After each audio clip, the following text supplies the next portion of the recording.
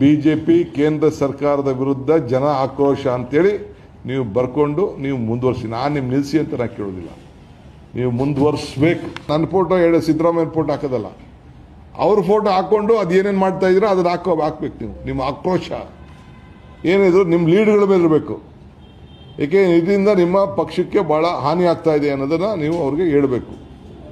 ಜನರಿಗೂ ಹಾನಿ ಆಗ್ತಾ ಇದೆ, ನಿಮ್ಮ ಪಕ್ಷಕ್ಕೂ ಹಾನಿ ಆಗ್ತಾ ಇದೆ ಅನ್ನೋದನ್ನು ಹೇಳಬೇಕು. ಇದಕ್ಕೆ ನಮ್ಮನ್ನ ಇವತ್ತು ಜನ ಇಲ್ಲಿ ಕುಣಿಸಿರೋದು. ಸೊ ನಿಮ್ಮ ಹೋರಾಟ, ಬಿಜೆಪಿ ಹೋರಾಟ ಬಡ ಜನರ ಬದುಕಿಗೋಸ್ಕರ ನಾವು ಕೊಡ್ತಾ ಇರೋಂಥ 5 ಗ್ಯಾರಂಟಿ ವಿರುದ್ಧ ನೀವು ಹೋರಾಟ ಮಾಡ್ತಾ ಇದ್ದೀರಿ. ಇದು ನೆನಪಿಟ್ಕೊಳ್ಳಿ. ಜನರಿಗೆ ಹೇಳಲಿಕ್ಕೆ ನಾನು ಬಯಸ್ತಾ ಇದ್ದೇನೆ, ಕರ್ನಾಟಕ ರಾಜ್ಯದ ಎಲ್ಲ ನನ್ನ ತಾಯಂದಿರು 1,22,00,000 ಹೆಣ್ಮಕ್ಳು ಯಾರ್ಯಾರು ಬಸ್ಸಲ್ಲಿ ಪ್ರಯಾಣ ಮಾಡ್ತಾ ಇದ್ದಾರೆ.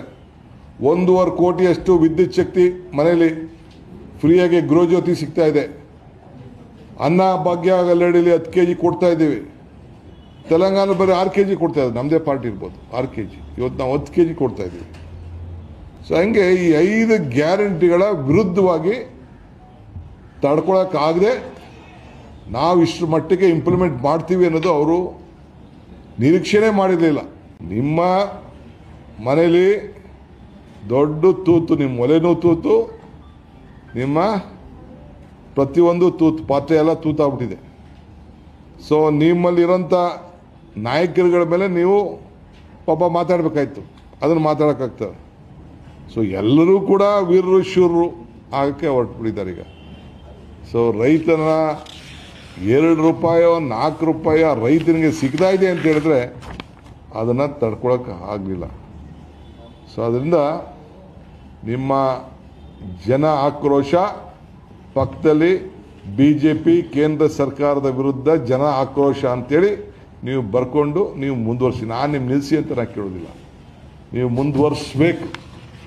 ಮುಂದುವರ್ಸೋರು ಮಾತ್ರ ಸಾಧ್ಯ. ಆದರೆ ನೀವು ಇದನ್ನು ಮಾಡಿದಿರಲ್ಲ, ಇದಕ್ಕೆ ನಾವು ನಿಮ್ಗೆ ಉತ್ತರ ಕೊಡಬೇಕಲ್ಲ. ಅದಕ್ಕೆ ಕರ್ನಾಟಕ ರಾಜ್ಯದ ಸ್ಟೇಟ್ ಹೆಡ್ ಕ್ವಾರ್ಟರ್ಸ್ನಲ್ಲಿ ಬೆಂಗಳೂರಿನಲ್ಲಿ ಫ್ರೀಡಮ್ ಪಾರ್ಕಲ್ಲಿ 17ನೇ ತಾರೀಕು 11 ಗಂಟೆಗೆ ನಮ್ಮ ಮುಖ್ಯಮಂತ್ರಿಗಳ ನೇತೃತ್ವದಲ್ಲಿ, ನಮ್ಮ ರಾಷ್ಟ್ರೀಯ ಪ್ರಧಾನ ಕಾರ್ಯದರ್ಶಿಗಳಂಥ ಸುರ್ಜಿವಾಲ ಅವರ ಮುಖಂಡತ್ವದಲ್ಲಿ ನಾನು ಕೂಡ ಈ ಒಂದು ಜನ ಆಕ್ರೋಶ ಯಾತ್ರೆ ಯಾರ ವಿರುದ್ಧ, ಬಿಜೆಪಿಯ ಕೇಂದ್ರ ಸರ್ಕಾರದ ವಿರುದ್ಧ ನಾವು ಕೂಡ ಹಮ್ಮಿಕೊಂಡಿದ್ದೇವೆ.